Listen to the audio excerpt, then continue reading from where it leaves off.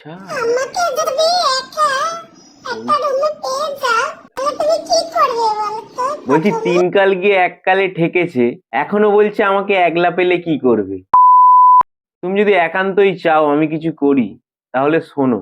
তোমাকে একলা যদি একটা ঘরে আমি পেয়ে যাই, তাহলে প্রথমে ঘরের দরজাটা ভালো করে আটকে দেবো, তারপরে হালকা করে তোমায় টেনে খাটের ওপরে শুইয়ে দেবো। তারপর তুমি লজ্জা পাবে, ঠিক তখনই আমি প্যান্টটা খুলে ইট পেতে তোমার মুখের ওপর পাতলা হেগে দেবো।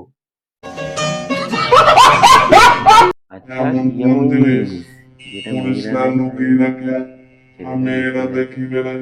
সেটা নয়, পরে কোনো এক সময় বলবো। আগে তুমি বলো, তোমার ওই তিজেল হাঁড়িটা কত নম্বর হাঁড়ি? মানে যে তিজেল হাঁড়িটা বার করে রেখেছো, ওই তিজেল হাঁড়িটা কত নম্বর হাঁড়ি? মানে ওই হাঁড়িতে কত কেজি ধান সিদ্ধ করা যাবে, ওটা একটু কমেন্ট করে বলো। আচ্ছা, বেশ গাইস, ভালো একটা আমার চপ, কাছে গোল চপ আলু। আছে, তোমার কাছে কি আচ্ছা, আছে? আমার কাছে শশা আছে। তুমি যদি বলো, তাহলে তোমার চপে আমি আমার শশাটা দিতে পারি, মানে স্যালাড হিসেবে। নমস্কার।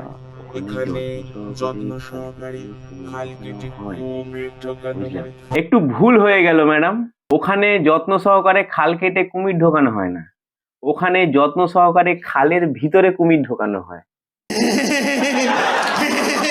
এনজয় গুরু।